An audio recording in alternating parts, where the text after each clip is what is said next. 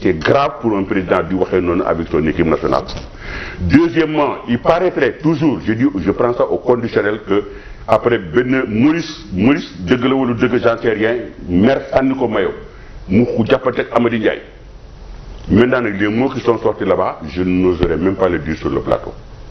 Alors, quel état d'esprit l'équipe nationale est partie en Chine? Ça, c'est la question que je me pose.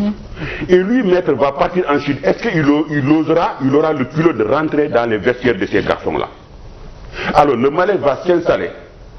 Et ce malaise-là, eh bien, il est le premier responsable. Parce que moi, il ne devait pas leur parler comme ça. Parce que c'est un éducateur. Il gère des sensibilités différentes. Et puis, vous dites, mais boy de floro.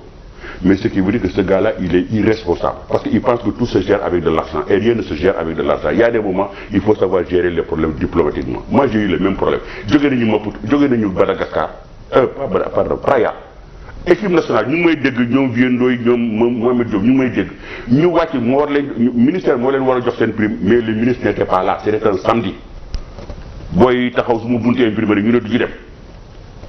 Ma dem dugalee ci ba des bureaux teg ma ne leen comment on va faire man aw ma xaalis ñu ne la président tu te débrouilles mais nous on bougera pas d'ici ñu may dégg su fekkee fer la nañu woote fi bi ma xamee ne affaire bi du kii mais du ma fi dugg di xuloo ñoom monsieur dama taal mën a xaar leen ma taal moo doon dugg si biir dëkk bi c'est suma 2-3 copains monsieur ñama ñam ma génne fa benn 3 4 5 6 7 millions ñëw foofu day ba séddale ko booy régler solution. Mais c'est ça le rôle d'un président.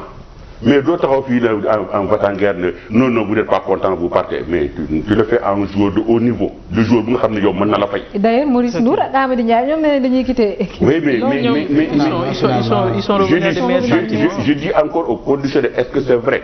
Parce que si c'est vrai, c'est très grave. S'il ne l'a pas dit maintenant, c'est tant mieux. Mais s'il fait que l'ol, c'est très grave. Voilà. Maintenant, aussi, joueurs, ils ont côté Bob, je ne suis pas d'accord avec les joueurs, parce que les entraînement, si bien une information, dañuy dem entraînement ñu ne bon salle bi dafa salté balé wuñ ko ñoom duñu entraîner entraîneur bi wax leen duñu entraîner ñu ne noonu man ko lu mel noonu dégg naa ko man ko loolu bu fekkee am na nag là les joueurs ont tort parce que autorité entraîneur kenn du ko bafoué kenn du ko foyé. Tout à fait.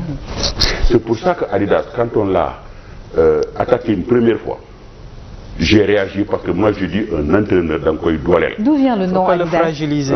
Le nom Adidas. Le nom Adidas, son surnom. Il pose une question. Le nom Adidas, en fait, la légende dit. Maintenant, lui, peut-être, il va vous le confirmer. Mais la légende dit Adidas, tout le parce que moi, je donne soldat Adidas. Mon cote. À l'époque. À l'époque, dans l'Adidas, c'était très cher. C'était très cher. Man, ay paladium lañ doon sol. Paladium mooy dal yu dee yoo xam da nga koy sol sa tànk di boo passé ba pare da ngay def raxas sa tànk di fukk wala sa tànk di forox voilà paladium c'était ça. Adidas rek basket ak ay dalu Adidas. Donc il faisait le malais avec ça du terrain bi machin so ay dal gars yi tuddee ko Adidas. Après d'après c'est la légende d'après li ñu wax maintenant nag est-ce que c'est vrai c'est pas vrai mais je crois que tout le monde la jógee. Mais moi ce que j'ai ma defar Adidas c'est à cause de ça. Adidas mais comme ni ko Ndeye waxee mais la fédération avait 4 mois pour le liquider. Fédération au mois de février mars avril bu ñu ko woon ne ko dàq nañ la kenn du wax. parce que Babacar am na sañ-sañ boobu c'est son droit le plus absolu. Mais boo toogee pendant le 31 juillet pendant tout le monde étant regroupement depuis un mois avant. yow ngay dàq entraîneur di jëlaat beneen entraîneur même si celui qu'on a pris il est aussi bon. Mais ce n'est pas comme ça. Ça distille l'atmosphère. Ce n'est pas comme ça pourrit l'atmosphère. Et ça pourrit l'atmosphère. C'est pour ça qu'après il y a eu des mots aigre-doux entre même Adidas ak Tafa Gueye. loo xam ne man maa ko fekkee woon xëy na la ko dafa ci Adidas. Tafa Gueye ne bon gars yi nag di ko mu ne moom dina si tontu li ko Adidas wax dina ko tontu mais day dem ba xaar ba ñëw ba tontu ma woo Tafa Gueye ma ne ko Tafa je te le demande au nom du respect que je te dois et au nom du respect que tu me dois je te demande cette affaire là bu si waxati. yàgg Adidas bu ko leen réeroo. bu ñu leen jaxase. Parce que ay yéen a bokk dee parce que vous faites le même métier. Et c'est des grandes personnalités. Et vous êtes de grandes personnalités. xam nga lan la ma Tafa Gueye wax mu ne ma président mënoo ma laaj dara te du ma ko def. Considère que cette affaire là à partir d'aujourd'hui c'est clos. Moi je suis fier.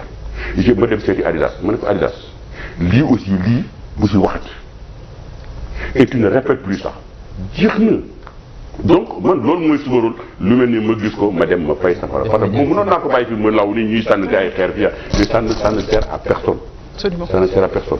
voilà président lu ñu mën nañu wax ne temps bi jeex na nday malheureusement. Non temps bi mënu jeexee noonu parce que on a le problème de la formation des jeunes. Relève bi est-ce que vous savez aujourd'hui avec ce que l'on a vu à Arena entre le Mozambique, l'Angola, le Nigeria et le Mali même et le Mozambique. Mais Sénégal aujourd'hui en ayant une équipe bien sûr valable, bonne mais vieillissante. Et derrière il n'y a jamais une politique de jeunes. Rupture de femmes. Rupture totale. Alors ce qui veut dire que quand tous ces anciens-là, Mamarissi, Jojo, Aya Traoré, avec la meneuse là, il y a 5 ou 6, vous les rapprochez, mais ils vont les remplacer avec quoi? Tout à fait. Pendant ce temps, eh bien, le Mozambique aujourd'hui a réussi à mettre sur orbite mais des jeunes qui sont montés en puissance qui ont entre 20 et 21 ans. Le Nigeria, pareil. Le Mali, c'est pire encore. Ce qui veut dire, sans être pessimiste, que à ce rythme-là, le Sénégal risque de retrouver les finales de championnat d'Afrique que dans 10 ans. Donc problème de sélection moo indi suñu manquement coupe du monde. Problème politique problème politique la. Et lii yëpp CNBS moo ñu ko créé parce que c'est eux qui ont cassé les dynamiques des jeunes, c'est le CNBS et puis la fédération est arrivée avec ce directeur technique national bu nëxës nga xam ne ça ils n'ont derrière la tête que le fric, que du fric et toujours du fric parce qu'ils sont derrière l'équipe A garçon, ils sont derrière l'équipe A fille bi jógee nañ ci fii bi wàññi na suuf si biir avion bi nee na tës si léegi maintenant il va revenir il va continuer. Mais président loolu c'est à la fédération de définir sa politique. Mais fédération du ko définir yow li nga doon wax. du ko définir. Sénégal mosuñu am problème mu relève. parce que aussi bien chez les garçons que chez les filles. président fédération bi dafa ragal directeur technique national bi ñemewu ko. ñemewu ko. voilà c'est que maa dinañu créer fu mu nekk nii parce que temps bi jéem a ndey nan la ñu mën a def ba mën a am relève bu nga xam ne dina assurer. Il faut qu'on définisse une politique loolu c'est je veux dire c'est le b.a.-ba discipline boo gis il faut ñu am définir politique de relève boo xam ne sur toutes les catégories. ku ko def rek da ngay gis résultat bi dans n'importe quelle discipline nag tey Sénégal waruñu am problème dans le basket parce que.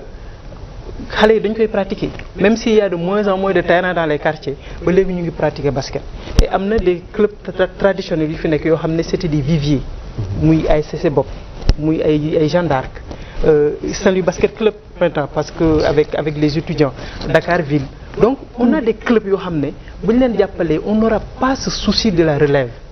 Il faut que maintenant la direction technique nationale joue son rôle qui est de faire de la détection qui est d'aller à la base de faire le tour du pays et c'est valable pour toutes les disciplines que ça soit le basket que ça soit le football que ça soit le handball ak yeneen disciplines sportives collectives yëpp donc il faut que direction technique nationale di jouer rôle am bu ko jouer fédération définir politique am maintenant la direction technique nationale met en œuvre et ça il faut que ñu dugg ci parce que bu ñu ko deful lii président wax mooy am dañ toog sur toute une génération le Sénégal va être dernier. Mais dans 10 ans, le Sénégal ne sera nulle part. Toute une génération. Peut-être avec un peu, mais les filles, dans 10 ans, à ce rythme-là, dans 10 ans, eh bien, le Sénégal va... Dans 5 ans, sans fédération. Non, dans 10 ans, je dis bien dans 10 ans, waxuma la sax finale, mais bon, moi, du Sénégal, quart de finale, lay yem. Parce qu'en fait, ils n'ont rien fait. Parce que le Sénégal, c'est un pays de basket. Ouais. Les jeunes ne demandent que ça. Absolument. Mais pour loolu mu am da ngay jël xale yi nga dugal leen nga boole leen ci compétition ñuy dem di laalante nit ñi di xam di instruire. Le Mali a compris et le Mali est en train de faire ça. Ils ont fait la finale à U16 en championnat d'Afrique. En championnat du monde, ils ont fait la finale en U19 en championnat du monde. Garçons et filles. Mais le Sénégal est à la traîne et ils ne sont nulle part. Et ce directeur technique national, Diamniadio sax musu ko passé. Diamniadio. Et président confirmer li ngay wax par rapport ak relève pour dire que Sénégal musul am problème relève équipe nationale souvent dañu daan surclassé xale yi. Mamati Mbengue si on se rappelle dañ ko surclassé woon. Waaw. Aya Traoré. dañu surclassé mais dañu kaay ma fàttali lenn gis nga fii équipe nationale kaay ma fàttali ko lenn gis nga équipe nationale Sénégal a toujours eu de très bons basketteurs ku fi génn dem à l'extérieur góor ñi laa la wane ku fi dem à l'extérieur rek ñu bale ñu effacer les équipe nationale parce que derrière il y a une relève am na lu fi nekk parce que tu avais les Lari qui étaient là Lari avec son mini basket. faisait un excellent travail Laari Diouf. Marie-Hélène ainsi de suite. Mais aujourd'hui le basket est pourri à cause du fric. On a amené des hommes d'affaires mais qui sont là mais qui gèrent de problèmes d'affaires et qui ne comprennent rien. Il faut que les hommes d'affaires soient dans la discipline parce que tam soxla nañu xaalis parce que période bi moom moo ko laaj mais il faut que ñu gérer ko au mieux et qu'on y associe ñi nga xam ne ñoom ñooy acteurs de la discipline ñu boole yooyu yëpp. benn acteur a ngi nii. benn acteur a ngi nii si kii ñu ngi def suñu sànq ba léegi émission bi génn ñu tàggatoo président xam naa di ngeen.